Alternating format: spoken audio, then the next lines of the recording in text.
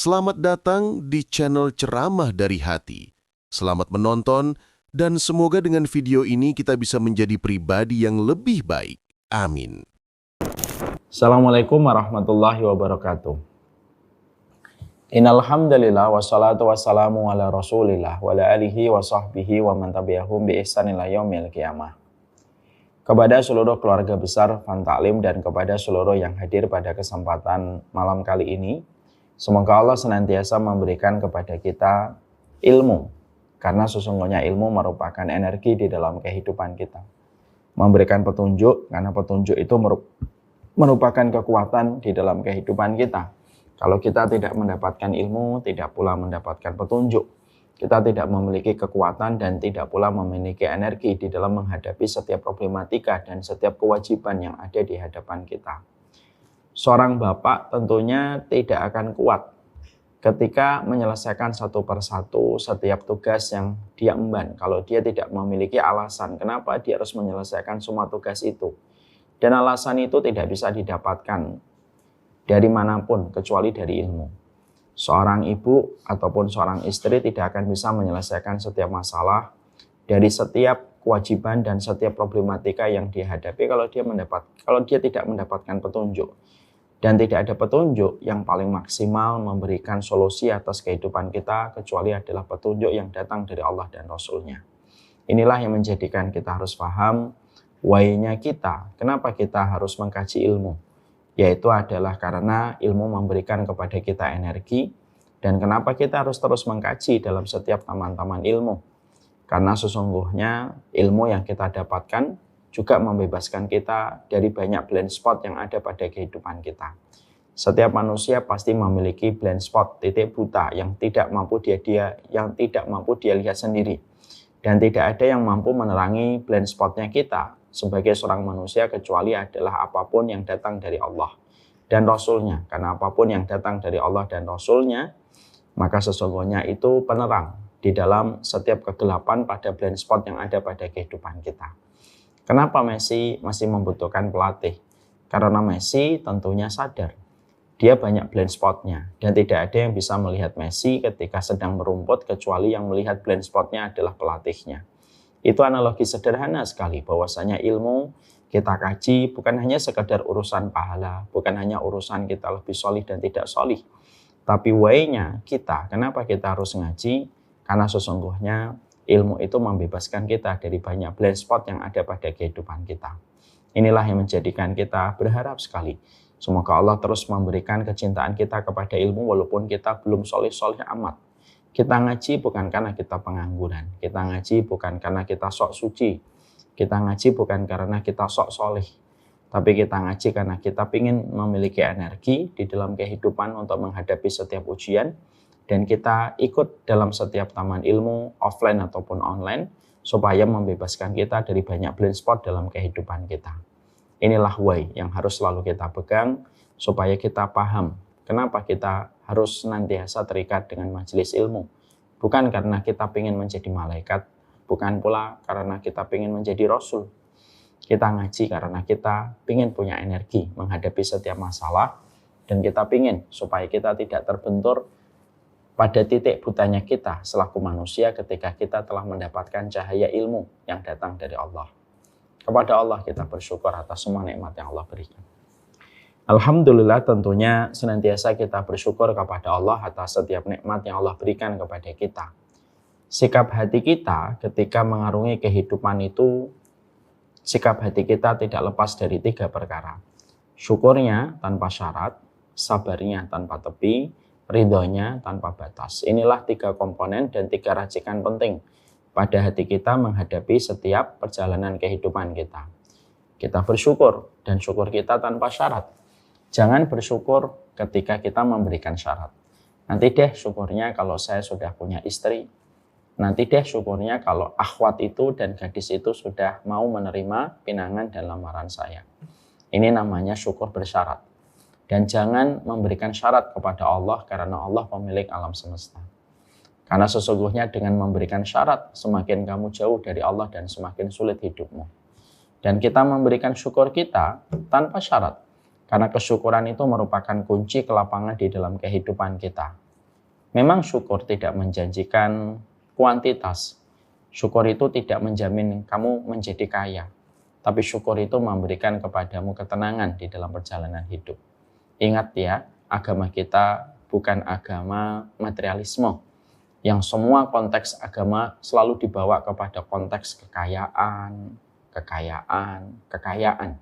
Agama kita adalah agama yang beriman kepada babak kedua. Agama kita adalah agama yang membawa supaya kita selamat pada kehidupan yang kedua ketika nanti kita dikumpulkan oleh Allah pada kehidupan akhirat. Jangan melupakan itu. Dan sesungguhnya itulah yang menjadikan kita paham. Syukur itu tidak menjamin kita kaya. Tapi syukur itu pasti menjamin kepada kita kecukupan. Kalau kita syukurnya tidak memberikan syarat. Kalau kita syukurnya betul-betul sudah benar, maka Allah akan menyederhanakan keinginan kita. Allah menyederhanakan keinginan kita. Kalau kita hidupnya sudah sederhana keinginan, maka kita mudah bahagia. Jarak antara kita dengan kebahagiaan hanyalah sejarak pada keinginan yang tidak ada ujungnya. Kalian kalau terus memiliki keinginan, maka susah bahagianya karena listnya terlalu banyak. Dan kita biasanya susah bahagia karena keinginan itu listnya masih berderet-deret. Tapi kalau kita sederhana keinginan kita, maka kita mudah bahagia. Karena jarak antara kita dengan kebahagiaan hanyalah sejarak pada keinginan yang kita tidak peroleh dan belum kita dapatkan. Makanya kalau syukur itu betul-betul berkualitas dan bukan hanya sekedar lip service, maka kita tidak memiliki keinginan muluk-muluk. Keinginan hidup kita tetap memiliki cita-cita yang tinggi. Tapi kita tidak ambisius dan kita menjadi orang yang menikmati setiap ikhtiar. Kalau kita sudah sederhana keinginan kita mudah bahagia. Allah mungkin tidak memberi kamu apa yang kamu inginkan, tapi pastinya Allah memberikan apa yang kamu butuhkan. Janganlah apa yang belum kamu dapatkan menghilangkan setiap nikmat dan setiap jengkal kebaikan yang sudah Allah kirimkan di dalam kehidupan kita. Itulah maknanya kita bersyukur. Menyederhanakan keinginan kita tidak menjamin kita kaya. Tapi orang kalau sederhana keinginan, maka dia mudah bahagia. Kita semoga menjadi insan yang bersyukur tanpa syarat, lalu bersabar tanpa tepi, dan tentunya ridho tanpa batas. Seluruh keluarga besar Fan Taklim yang hadir pada kesempatan hari ini. Kita pada kesempatan hari ini tentunya membicarakan tentang bagaimana kita berdamai dengan diri kita sendiri. Ini materi yang sangat berat sekali. Kenapa materi ini saya katakan dan saya jelaskan di dalam prolog kita, ini merupakan materi yang berat. Karena sesungguhnya tidak ada perkara yang paling sulit dan tidak ada perkara yang paling jauh yang kita lakukan di dalam kehidupan kita kecuali adalah mengenali diri kita sendiri. Karena berapa banyak di antara kita sering mengenal kehidupan orang lain tetapi justru kita menjadi buta terhadap kehidupan diri kita sendiri. Kita rabun jauh. Yang jauh kelihatan, yang dekat tidak kelihatan. Makanya tidak ada perjalanan terjauh manusia kecuali adalah mengenali dirinya sendiri. Makanya Allah menyampaikan kepada kita di dalam surat Ad-Dariyat 21, wa fi anfusikum afala tubsirun. Pada diri kalian, apakah kalian itu tidak melihatnya? Artinya, Allah ketika menyampaikan pada ayat 21 surat Ad-Dariyat, Allah sedang memberikan kepada kita sebuah refleksi. Bahwasanya kita sering tidak melihat apa yang ada pada diri kita. Kita terkadang mampu menelanjangi kehidupan orang lain, kita mampu menguliti kehidupan manusia yang lain, bahkan kita terkadang mudah memvonis kehidupan orang lain hanya berdasarkan video 1 menit, 2 menit yang kita jumpai. Tapi kita sepanjang ini kita hidup tetapi kita tidak mengenali diri kita sendiri. Nah, tentunya kalau kita tidak mengenali diri kita sendiri, bagaimana kita bisa berdamai? Karena ternyata salah satu di antara mata pelajaran yang ternyata selama ini tidak pernah kita berikan perhatian dan tidak pernah kita mencoba untuk menjawab setiap ujian. Ternyata itu adalah ujian yang ada pada diri kita ketika kita tidak mengenali diri kita sendiri di dalam kehidupan. Kalau kita sudah tidak berusaha untuk mengenali diri kita, bagaimana kita bisa berdamai? Bagaimana kita bisa menyelesaikan setiap problem yang ada di hadapan kita, karena kita tidak tahu kapasitas kita ada di mana, strength-nya kita, kekuatan kita ada di mana, weakness point kita ada di mana, ketika kita tidak pernah mengenali diri kita sendiri. Makanya sekali lagi saya katakan sebagai bagian dari penekanan, tidak ada perjalanan terjauh manusia kecuali perjalanan terjauh manusia itu mengenali dirinya sendiri.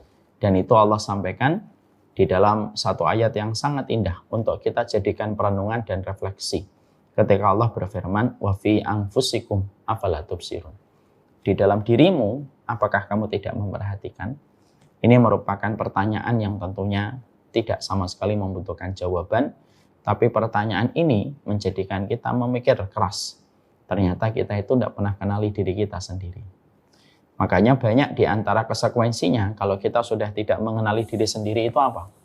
Kalau kita sudah tidak mengenali diri kita sendiri, ya kita tidak bisa membedakan. Contohnya, mana kata hati, mana kata suara syahwat dan hawa nafsu. Dan kita juga tidak tahu mana yang baik dan mana yang tidak baik yang harus kita pilih dan mana yang harus kita sapih. Karena kita tidak ngerti. Kita coba buka yang pertama, bedah yang pertama. Kalau kita tidak tahu tentang diri kita sendiri karena perjalanan terjauh diri kita adalah kepada diri kita dan ini tidak pernah kita mulai, kita tidak pernah mau membaca, kita tidak pernah mau memperkaya literasi tentang apa yang Allah sampaikan di dalam kitabullah dan hadis, sehingga akhirnya kita tidak tahu, kita nanti akhirnya bingung, mengenali diri kita pun bingung. Sehingga akhirnya yang terjadi membedakan antara kata hati dengan kata syahwat saja tidak tahu. Berapa banyak laki-laki yang mereka berzina dengan seorang wanita yang katanya dia cintai.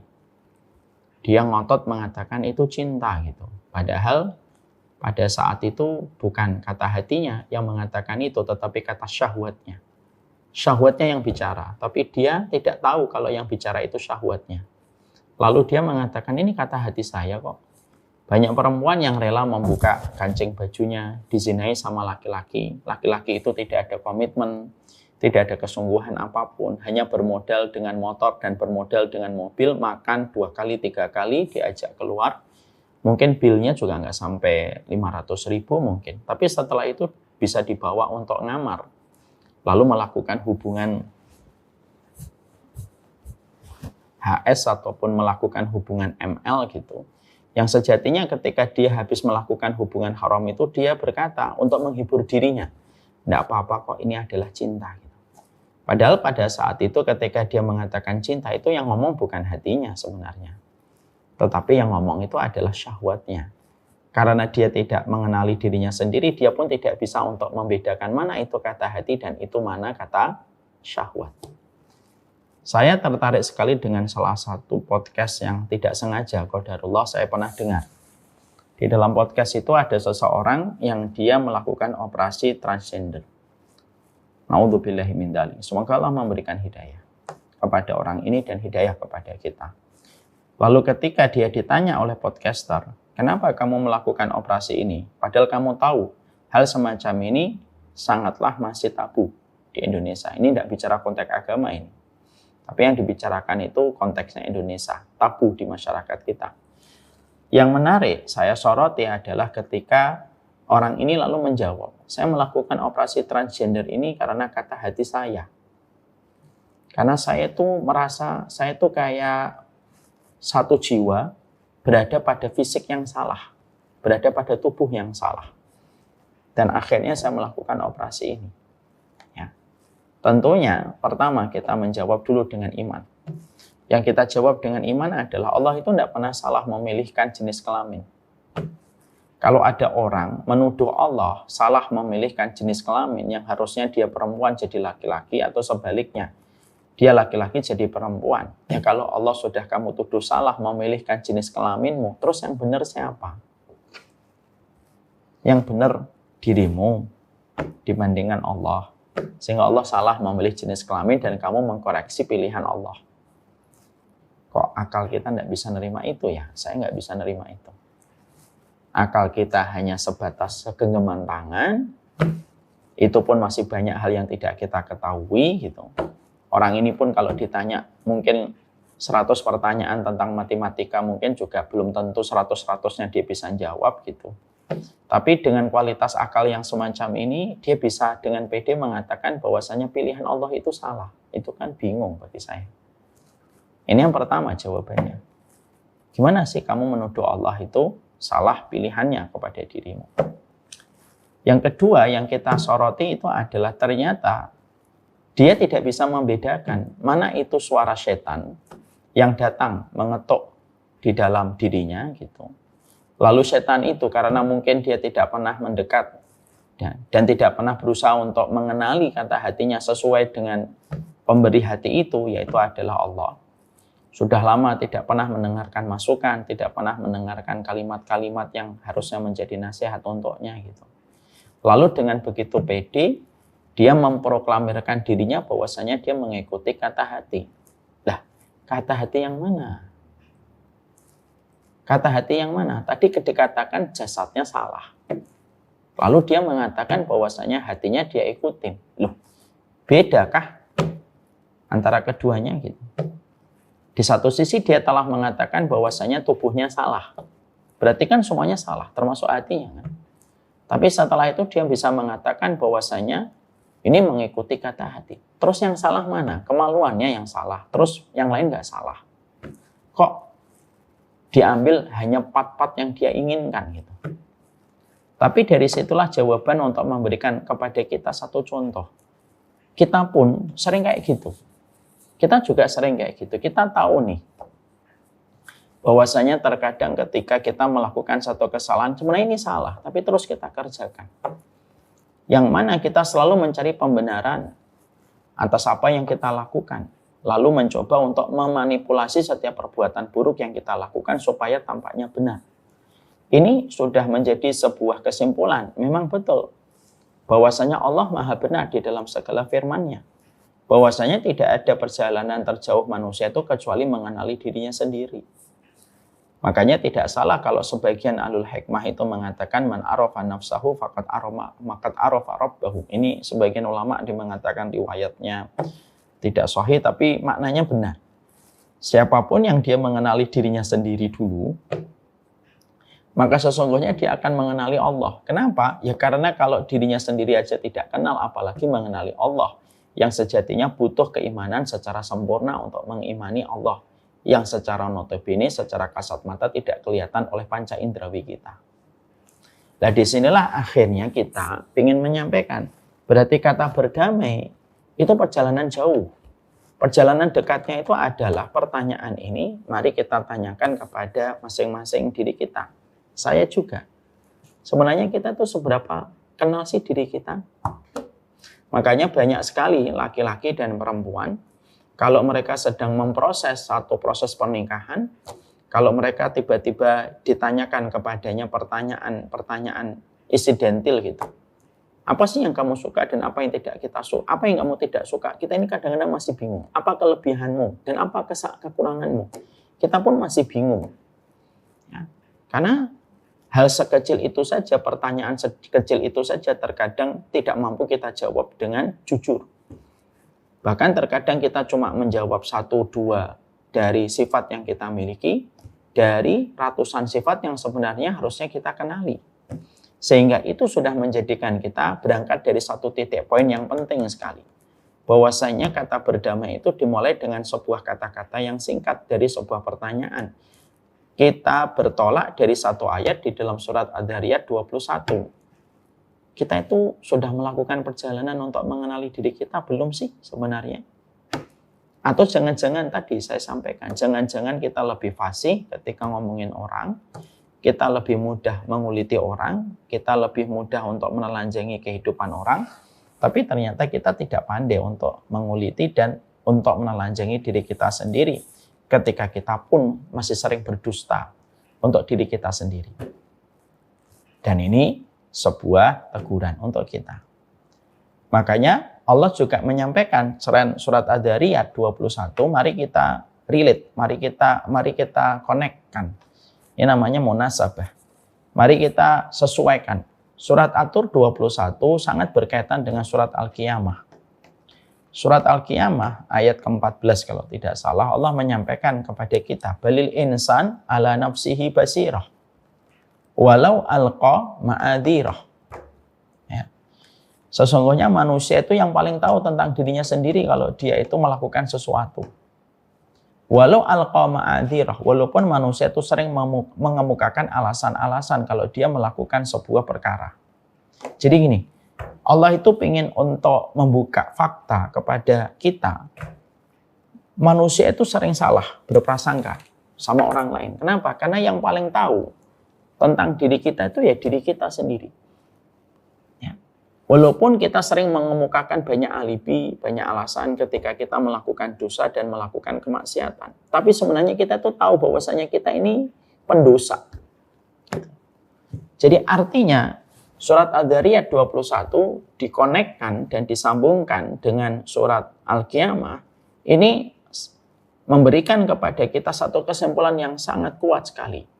Bahwasanya ketika manusia tidak mengenali dirinya sendiri, dan dia tidak memahami kelemahannya, tidak memahami rezeki amal yang Allah berikan kepadanya, atau tidak memahami keutamaan dan kelebihan yang Allah berikan kepadanya, itu sampai menjadikan manusia itu apa? Sering mengemukakan alibi untuk nutupin segala macam kejahatannya. Dan dia begitu pandai untuk menyampaikan kalimat-kalimat yang mungkin indah. Tapi bisa jadi di balik kalimat-kalimat yang indah, hatinya tidak sekhusyuk apa yang diucapkan oleh lisannya.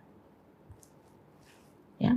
Dan kalau dia terungkap dan kalaupun dia tertangkap melakukan sebuah kemaksiatan, maka dia langsung mengemukakan berbagai macam alibi, lalu dia menjadi pengacara hebat untuk dirinya atas kesalahan yang dia kerjakan, supaya kesalahan itu tidak ditimpakan kepadanya ketika dia banyak beralasan. Ini menunjukkan kepada kita bahwasanya Masya Allah ya bahaya sekali. Sehingga ketika manusia tidak mengenali dirinya, lalu akhirnya dia terus membiarkan dirinya berada di dalam kondisi yang berlarut-larut, ketika dia tidak mengetahui apa yang sebenarnya terjadi pada hidupnya, kemaksiatan apa yang terus dia kerjakan, dosa apa yang terus dia lakukan, dan berbagai macam topeng yang terus dia kenakan di dalam perjalanan hidup. Ini akhirnya menyebabkan apa? Dia akan terus mengemukakan alibi terus. Sehingga akhirnya kalau sudah semacam itu bisa jadi di antara konsekuensinya yang paling dekat itu apa? Ya bisa jadi salah satu di antara mental health atau mental illness yang kita jumpai adalah NPD, Narcissistic Personality Disorder itu, yang mereka tidak pernah mau disalahkan dan tidak pernah mau masalah ketika mereka kehilangan empati. Itu salah satunya juga dari proses ketika dia tidak mengenali dirinya sendiri. Kan mengerikan ya. Kalau kita bicara hari ini tentang satu fenomena yang membuat kita semuanya harus merasa gitu, jangan-jangan saya NPD atau enggak sih gitu. Karena orang NPD itu kalau tidak salah, nanti tolong saya dikoreksi. Kalau tidak salah, salah satu di antara karakteristik yang sangat lengket dengan orang NPD itu apa? Ya mereka tidak pernah mau salah. Dan mereka selalu bermain playing victim. Playing victim itu kalau di dalam surat Al-Qiyamah, itu adalah balil insanu ala nafsi basir walau alqa ma'adzirah. Mereka tuh sering mengemukakan alasan itu. Walaupun dia telah melakukan sebuah kesalahan dan telah melakukan sebuah kejahatan. Dan akhirnya itu menjadi sebuah bom waktu yang luar biasa yang bisa menjadikan luluh lantak kehidupan seseorang itu berantakan, dan bisa jadi dia akan melakukan tindakan yang melampaui batas ketika seseorang itu tidak mengenali dirinya sendiri. Bukankah kita sering jumpai ada orang yang mereka marah gitu, misalkan ya, ketika dia terkena inner child.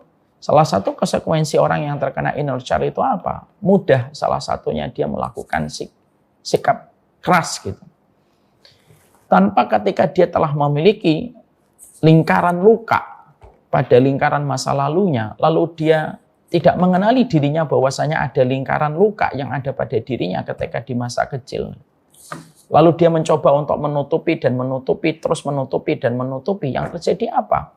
Ya bisa jadi akhirnya yang terjadi adalah orang-orang yang terkena hutang pengasuhan di dalam menghadapi setiap masalah maka cenderung emosional. Dan terkadang tidak akan pernah bisa menyelesaikan masalah kecuali dengan masalah-masalah yang timbul setelahnya. Dan itu kan berbahaya. Dari kasus NPD, dari kasus Dari kasus NPD, dari kasus orang inner child ketika dia terkena luka pengasuhan. Bahkan banyak orang yang mereka tuh sudah terkena luka pengasuhan tuh denial dia akan tolak, oh enggak sayang.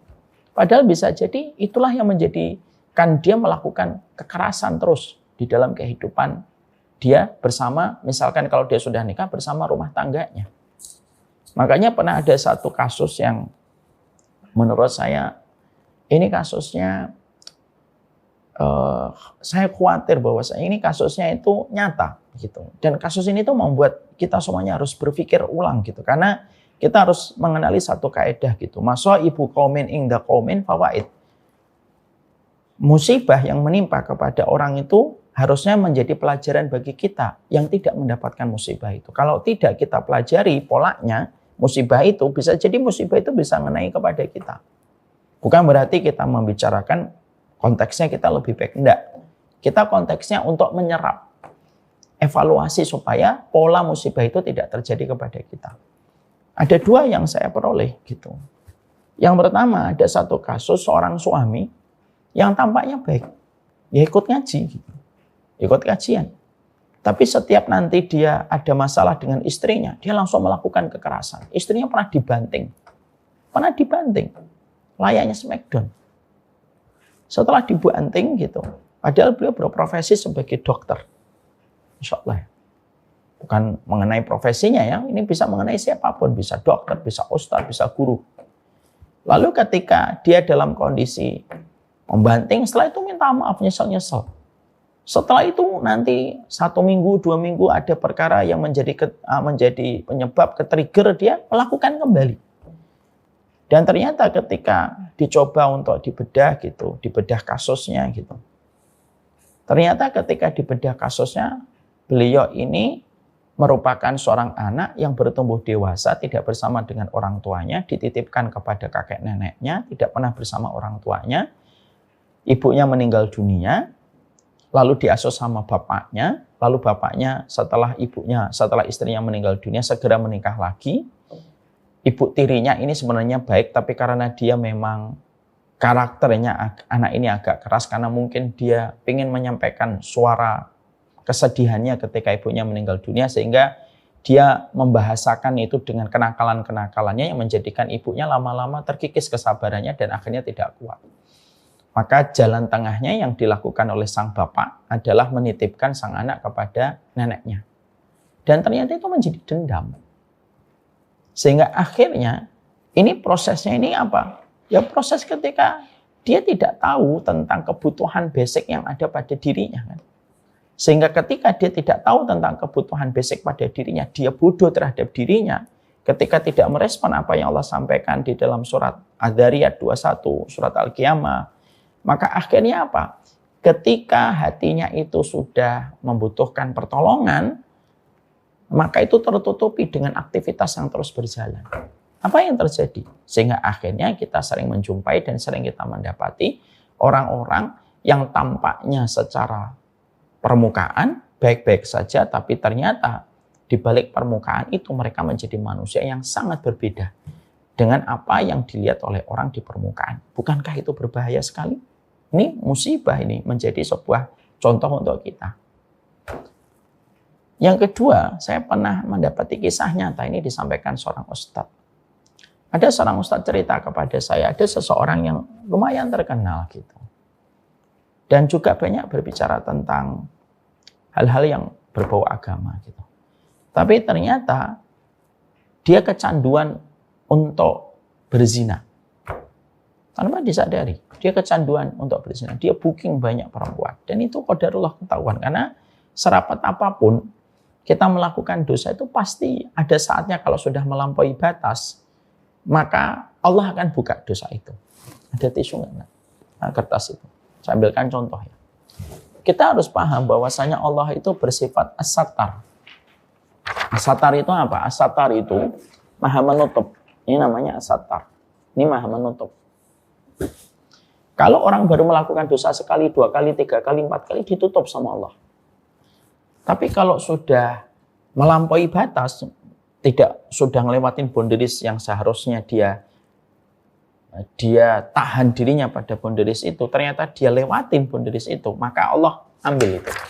Dan Allah jadikan dosanya ketahuan. Lah, dia itu akhirnya dosanya ketahuan. Qadarullah akhirnya, alhamdulillah baik. Akhirnya beliau berkonsultasi gitu. Dan ternyata ketika dibedah ya secara psikisnya, dia dibedah secara kejiwaannya oleh seorang ustadz gitu, dan psikisnya oleh psikolog gitu. Ternyata ada sebuah luka. Lukanya itu luka yang dia dapatkan di waktu kecil ketika dia mendapati bahwasanya dia sangat depresi, mendapatkan penetrasi, mendapatkan pressure yang kuat dari ibunya. Dan ibunya sering menggunakan kalimat-kalimat yang sifatnya itu sangat mengintimidasi. Tanpa disadari oleh sang ibu, namanya seorang ibu. Bagaimanapun selalu ada kekurangan. Menggunakan kalimat-kalimat yang sangat mengintimidasi. Sehingga akhirnya dia tumbuh dalam kondisi dendam. Bahwasanya dia bisa menjadi orang yang jauh lebih baik daripada yang dikatakan oleh ibunya. Dendam itulah yang menjadikan dia itu akhirnya ketika zina, itu selalu zina dengan perempuan yang lebih tua. Jauh lebih tua. Seakan-akan dia ingin menunjukkan superior dia sebagai seorang laki-laki gitu. Bahwasanya dia seakan-akan secara tidak langsung pengen menunjukkan kepada ini, bu, saya taklukkan kamu. Dan itu dilakukan dengan cara dia melakukan perzinahan. Hal semacam ini tuh kan sangat berbahaya gitu. Kita doakan semuanya dapat hidayah dan kita doakan juga diri kita dapat hidayah.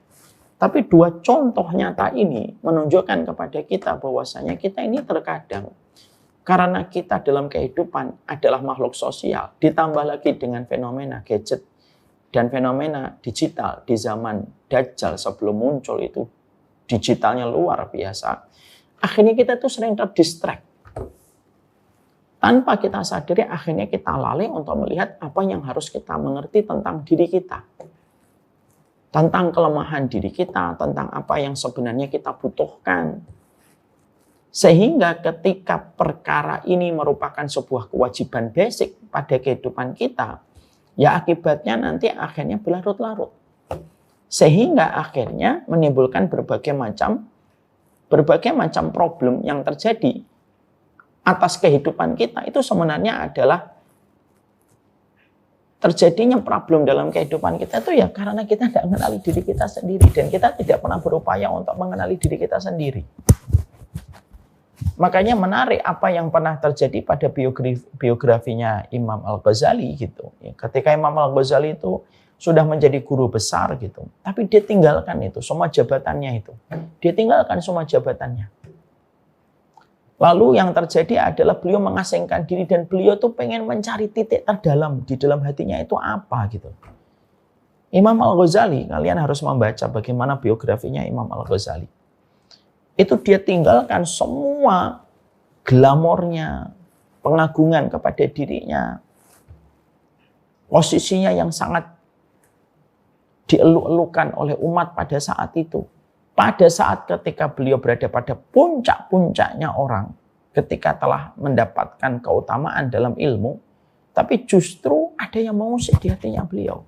Sehingga akhirnya beliau itu tinggalkan semua itu untuk menenangkan dirinya, untuk mencari titik terdalam pada dirinya. Makanya akhirnya keluarlah kitab monumental yang tentunya walaupun kitab ini tidak lepas dari kekurangan, tapi kitab ini bukan hanya difahami dari sudut pandang apakah kitab ini ada hadis palsunya atau tidak. Ya, ada tidak sedikit hadis palsunya.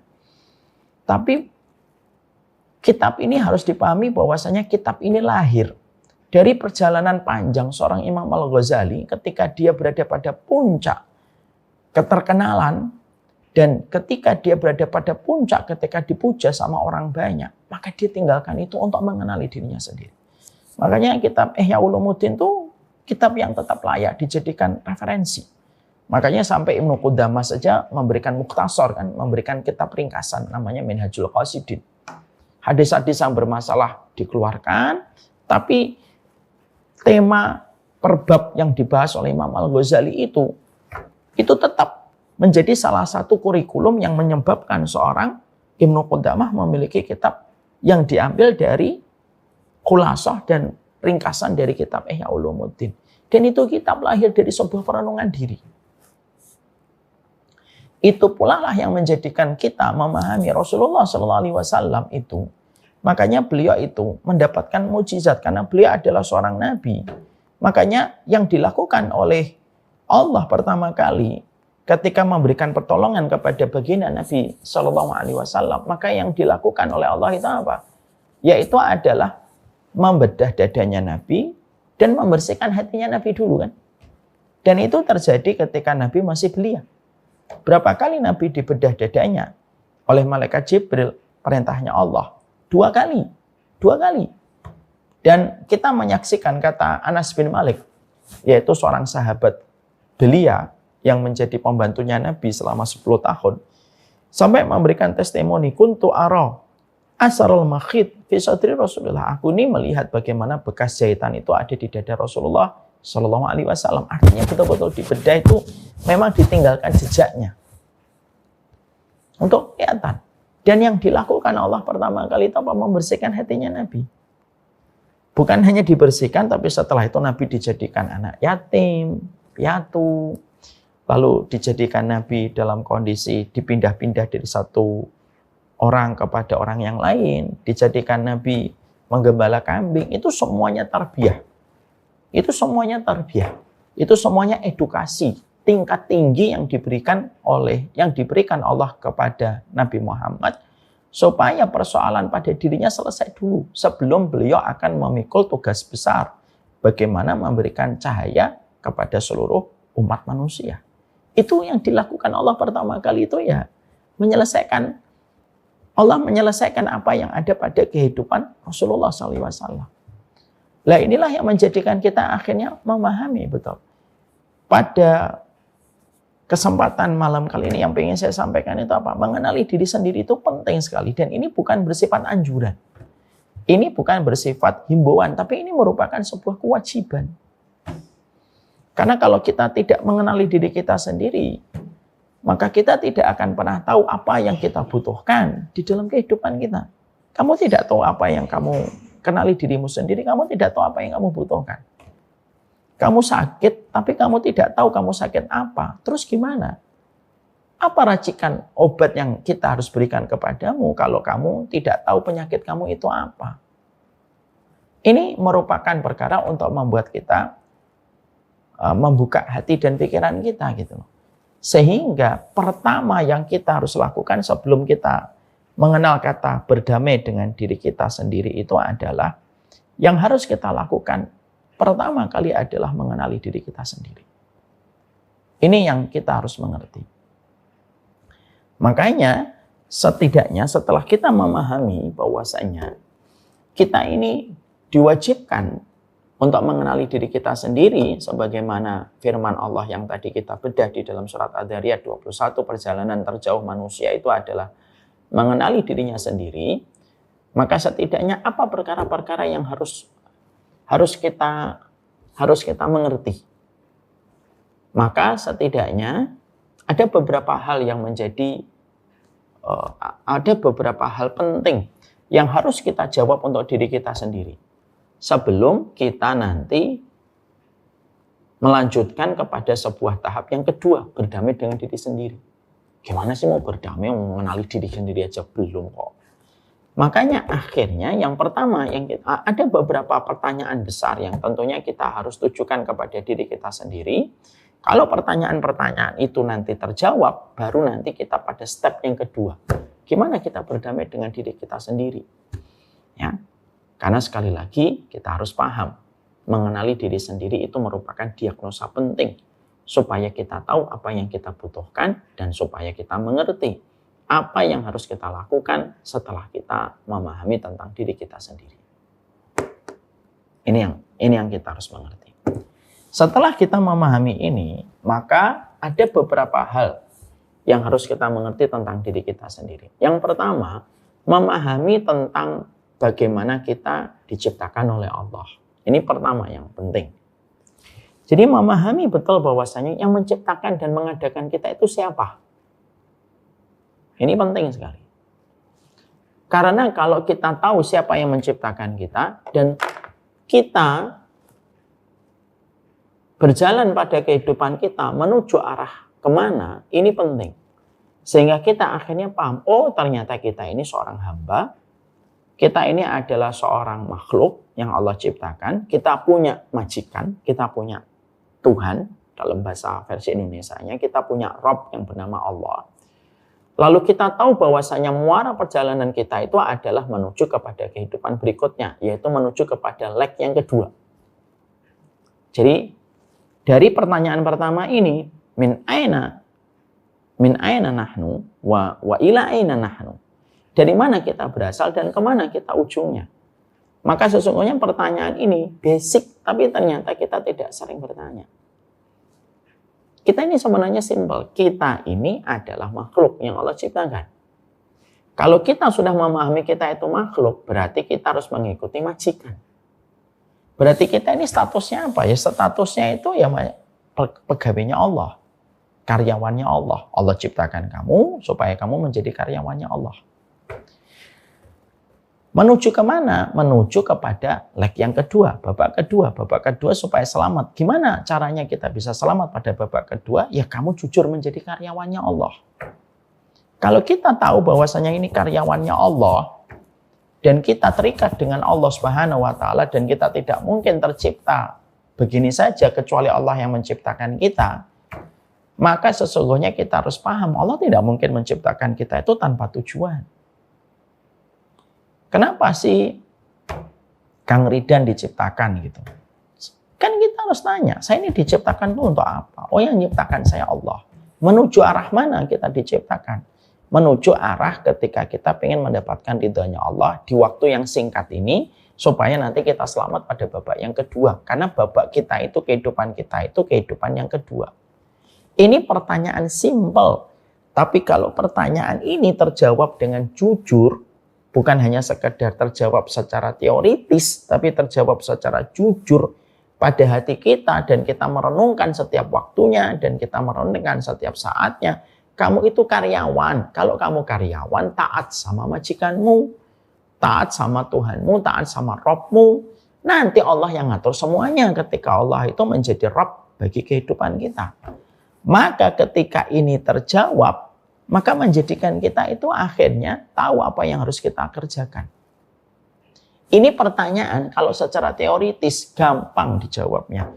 Tapi secara aplikasi, secara aplikatif, untuk mengeksekusi pertanyaan ini dalam kehidupan kita, susahnya luar biasa. Susahnya luar biasa.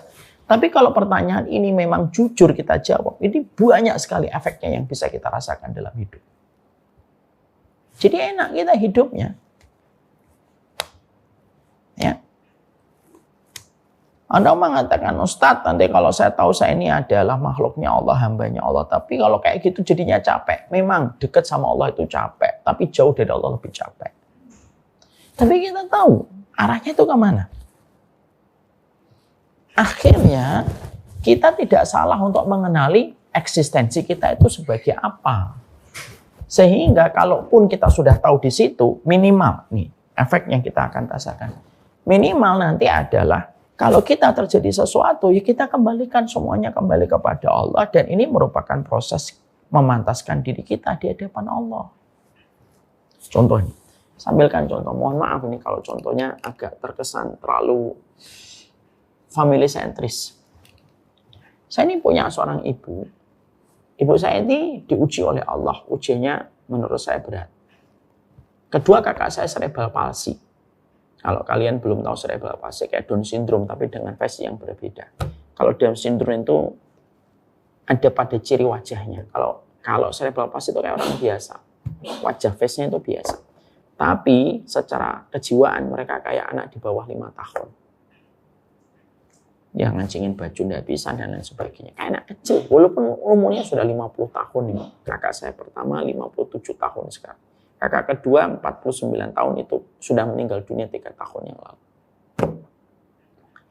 Saya tuh pernah sebagai anak kecil, SD atau SMP saya lupa, saya tuh ngobrol. Ibu dan bapak dulu, pacaran enggak sih? Ya enggak, kami enggak pernah pacaran. Kami dijodohkan sama orang tua. Ibu nurutin. Sebenarnya ibu nggak mau, tapi karena ibu nurutin orang tua. Bapak juga sebenarnya nggak mau, tapi nurutin orang tua. Artinya prosesnya nggak pernah sama sekali pacaran. Surat-suratan nggak pernah. Ketemuan nggak pernah. Menikah, dapat anak 2 semacam itu. Lalu saya tanya, kenapa ya Bu, ibu kok dapat ujiannya seberat itu? Karena anak kecil, fitrahnya itu kan tanya sesuatu yang normal gitu. Kenapa sih saya nggak punya mas dan tidak punya mbak yang normal gitu? Nggak punya teteh yang normal gitu. Yang bisa saya ajak ngobrol gitu. Berbagi hobi dan lain sebagainya.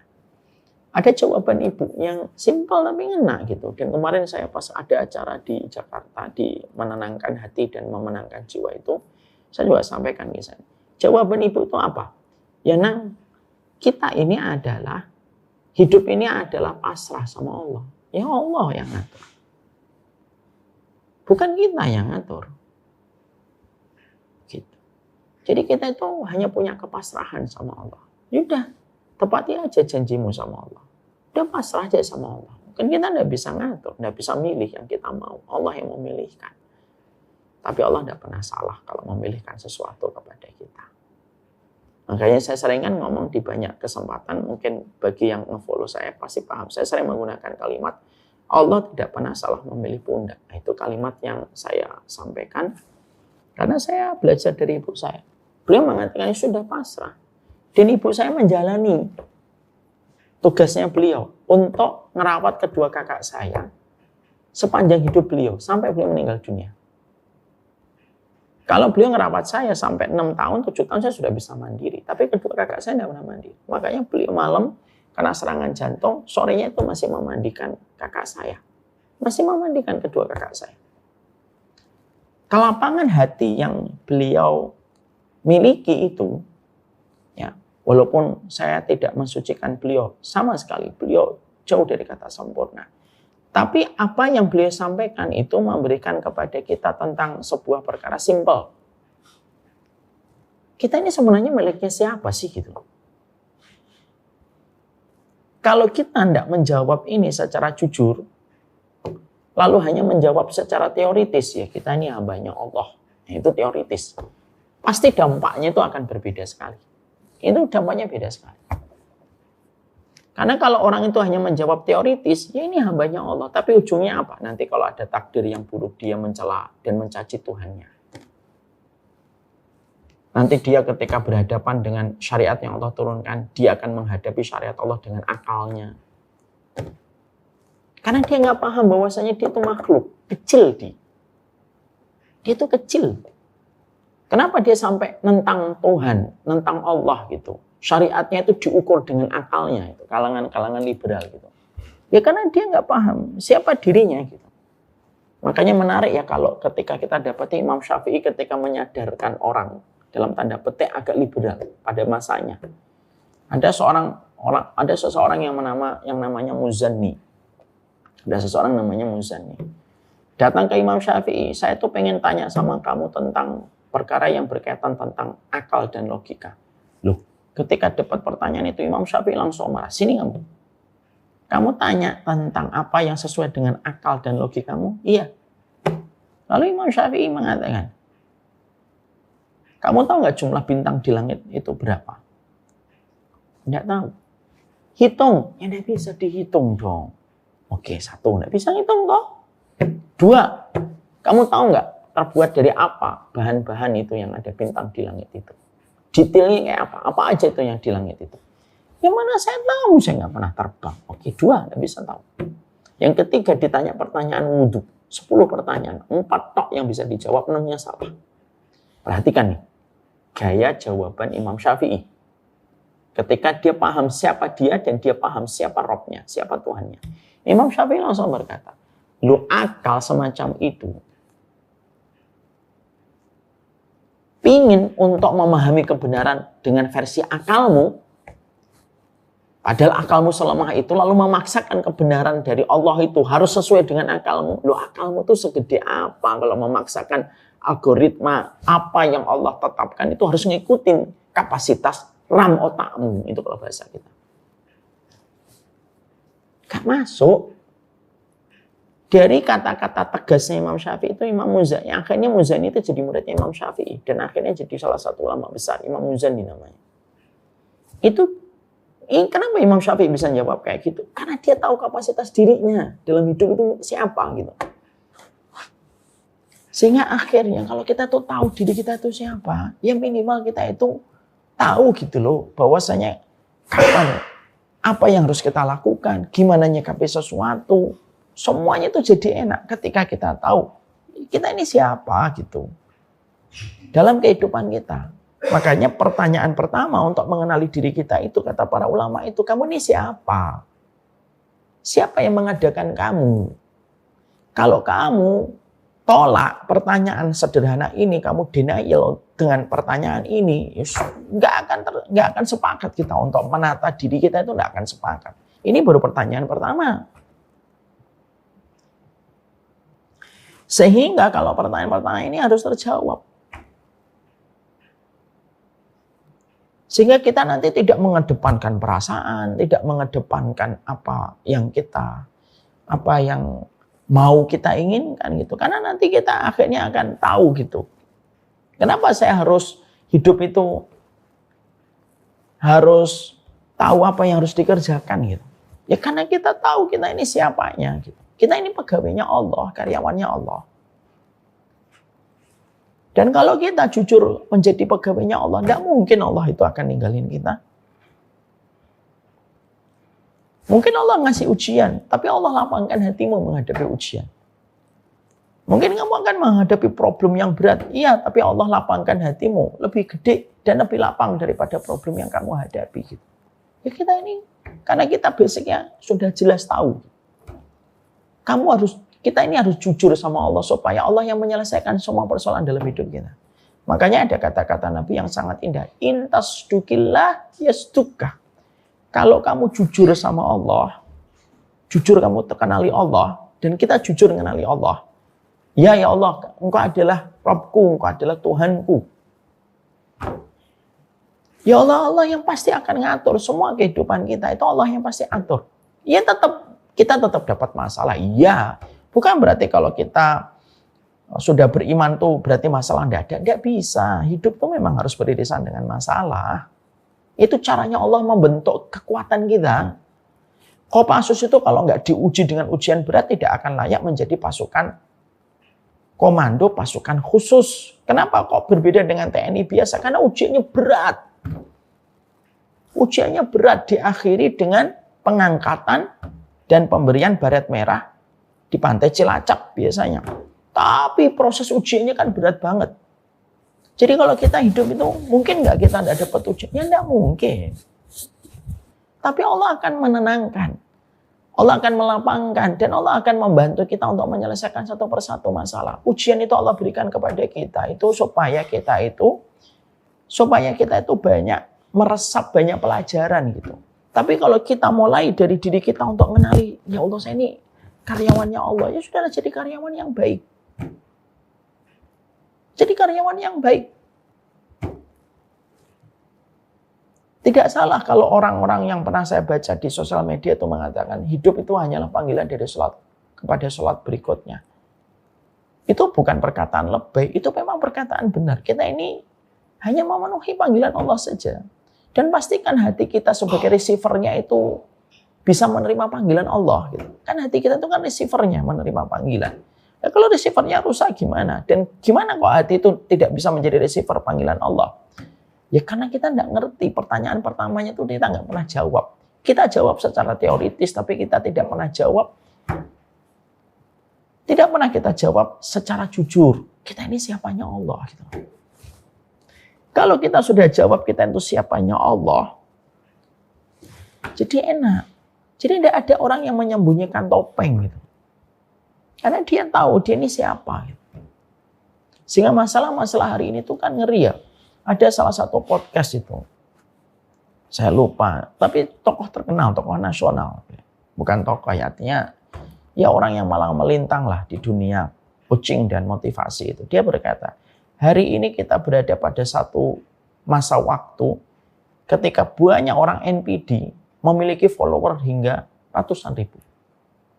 Dan banyak orang yang mereka itu pintar, berdasarkan penelitian, sainstiknya itu bagus gitu, tapi tidak ada banyak orang yang mengikutinya. Itu yang mengatakan salah satu motivator nasional.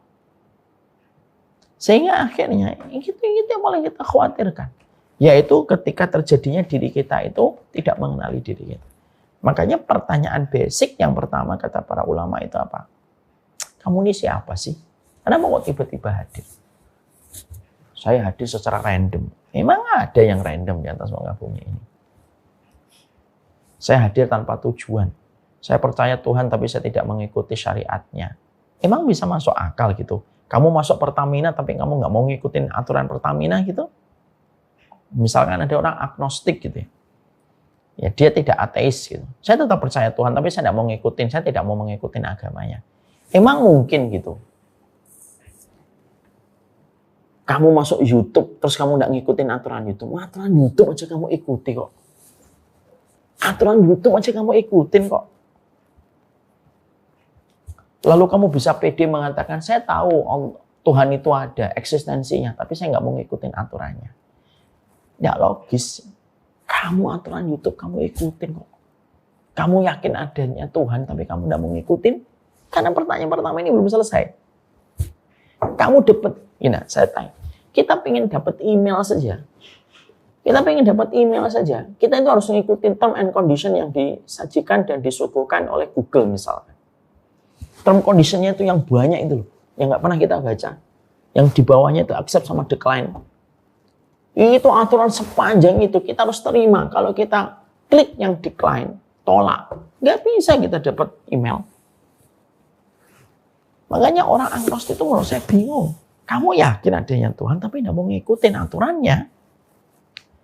Ya, kamu sama YouTube aja nurut. Sama YouTube kamu nurut. Itu semuanya jadi masalah kemana-mana jadinya. Makanya pertanyaan ini adalah jelas. Makanya Allah jelaskan kan di banyak ayat gitu. Kamu itu siapa, diciptakan dari apa. Itu kenapa kok banyak sekali Al-Quran menyampaikan itu. Karena banyak orang itu gagap tentang dirinya sendiri. Jadi dia itu walaupun balik kayak anak kecil itu kan tidak bisa jawab dirinya sendiri.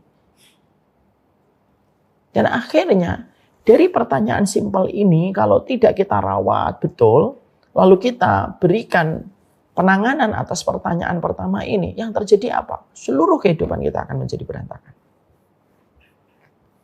Dan ini baru pertanyaan pertama. Ternyata sudah jam 9:04. Dan ini masih jauh sebenarnya. Tidak apa-apalah, ilmu tidak usah langsung banyak semuanya. Nanti satu waktu kita akan lanjutkan. Apa pertanyaan kedua, ketiga, keempat, kelima. Tentang diri kita dulu. Kita selesaikan dulu tentang pertanyaan diri kita sendiri. Baru setelah itu nanti kita membahas berdamai dengan diri sendiri. Makanya ketika saya tadi baca temanya, wah ini tema panjang ini. Karena kalau pertanyaan ini sudah dieksekusi dengan benar, dimanapun kita berada kita baik-baik saja. Kalau kamu sudah tahu kalau kamu adalah budaknya Allah, karyawannya Allah, walaupun kamu di atas tubuh perempuan yang kamu inginkan, kamu bisa meninggalkan perempuan itu karena Allah. Kalau kita tahu kalau diri kita itu adalah karyawannya Allah. Kalau diri kita tahu bahwasanya kita karyawannya Allah, maka kita pun bisa menolak cek. Dengan ratusan juta kita tolak. Dengan kita mengatakan tidak. Jangan coba sogok saya. Kalau kita tahu kita ini karyawannya Allah. Semoga Allah rahmati dan Allah berkahi kita. Wassallallahu ala nabiyina Muhammad.